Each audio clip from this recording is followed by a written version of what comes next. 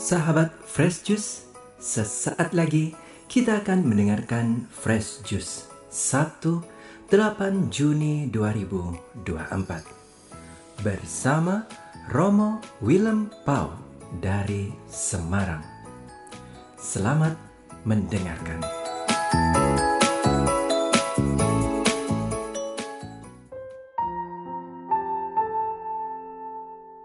Berkah dalam para sahabat Fresh Juice, salam bahagia, damai sejahtera dalam kasih setia Tuhan.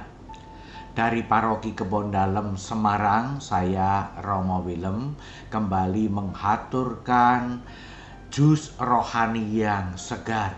Kali ini dengan kata-kata kunci saat Yesus tanda kutip nakal. Jus rohani ini saya racik dari kutipan bacaan Injil yang dibacakan hari ini, yaitu dari Injil Lukas bab 2 ayat 41 sampai 51. Demikian bunyinya. Tiap-tiap tahun orang tua Yesus pergi ke Yerusalem pada hari raya Paskah. Ketika Yesus telah berumur 12 tahun, pergilah mereka ke Yerusalem seperti yang lazim pada hari raya itu. Sehabis hari-hari perayaan itu, ketika mereka berjalan pulang, tinggallah Yesus di Yerusalem tanpa diketahui orang tuanya.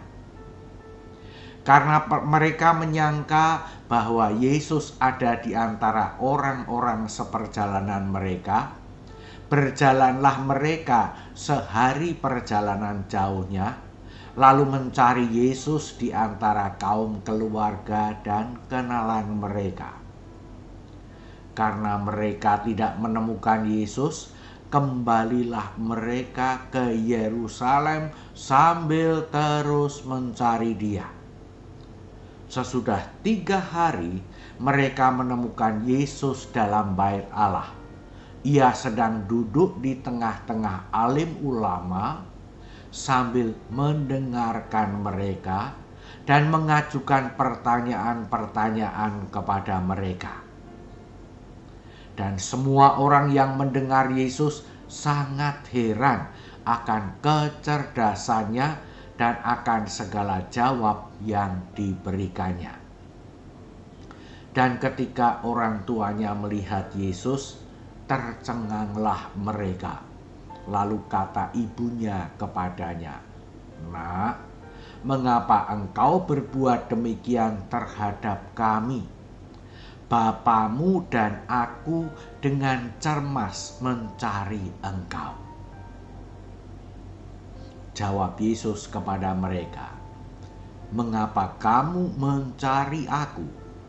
Tidakkah kamu tahu bahwa aku harus berada di dalam rumah Bapakku?" Tetapi mereka tidak mengerti apa yang dikatakan Yesus kepada mereka. Lalu Yesus pulang bersama-sama mereka ke Nazaret, dan Yesus tetap hidup dalam asuhan mereka. Dan ibunya menyimpan semua perkara itu di dalam hatinya. Demikianlah sabda Tuhan. Terpujilah Kristus. Para sahabat Fresh Juice yang berbahagia, mungkin Anda heran dan mau protes. Masa si Romo ngomongin Yesus yang nakal? Ya, memang saya mau memakai kata nakal itu bukan dalam arti yang negatif, yang jelek, yang seringkali dipakai, diterapkan kepada anak-anak terutama. Tetapi sekarang saya mau mengajak melihat nakal itu berarti mau memakai akal dengan sebaik-baiknya. Sekali lagi, nakal berarti memakai akal budinya dengan sebaik-baiknya. Maka para sahabat Fresh Juice yang berbahagia, inilah nakalnya Yesus. Yesus itu paham sungguh, mengerti sungguh, menyadari sungguh bahwa ia adalah putra Bapa. Akal budinya menuntunnya kepada pemahaman dan penghayatan itu. Maka ia mau bertindak sebagai putra Bapa seutuhnya. Yang kedua, nakalnya Yesus adalah bahwa ia sadar dengan nakalnya bahwa ia diberi kecerdasan, kemampuan pengetahuan yang lebih dari orang-orang lain.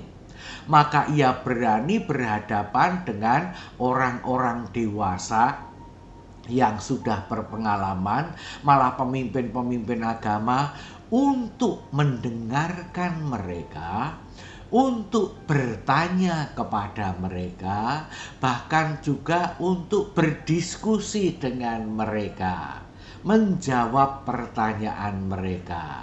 Nah, jadi nakalnya Yesus itu karena dia menyadari ada kelebihan pada dirinya. Nah, dalam dua pemahaman tadi, kemudian Yesus sesekali mau mengabaikan orang tuanya, Yusuf atau Maria. Seharusnya bersama dengan kelompoknya sudah pulang bersama orang tuanya. Tetapi Yesus melepaskan diri dari kelompoknya dan tetap tinggal di Yerusalem.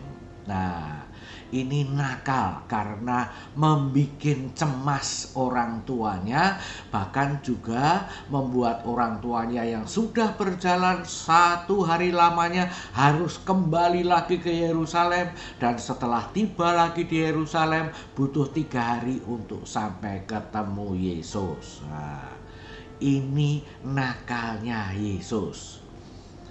Jadi para sahabat Fresh Juice yang berbahagia, nakalnya Yesus itu tidak menyakiti, tidak merusak, tidak merugikan, tetapi nakal dengan menunjukkan aku adalah putra Bapa, aku mau memakai akal budiku sebaik-baiknya di tempat yang tepat, untuk bisa tanya, jawab, mendengar, dan berdiskusi. Dan nakalnya itu memang dengan sedikit membuat bingung orang tuanya. Itu nakalnya Yesus. Para sahabat Fresh Juice, dalam salah satu pertemuan keluarga-keluarga, orang tua dan anak-anak ya, ada anak yang nyeletuk, "Romo, saya boleh nakal atau tidak?" Spontan saya jawab, "Boleh." Para orang tua menjadi tegang, anak-anak cekikian.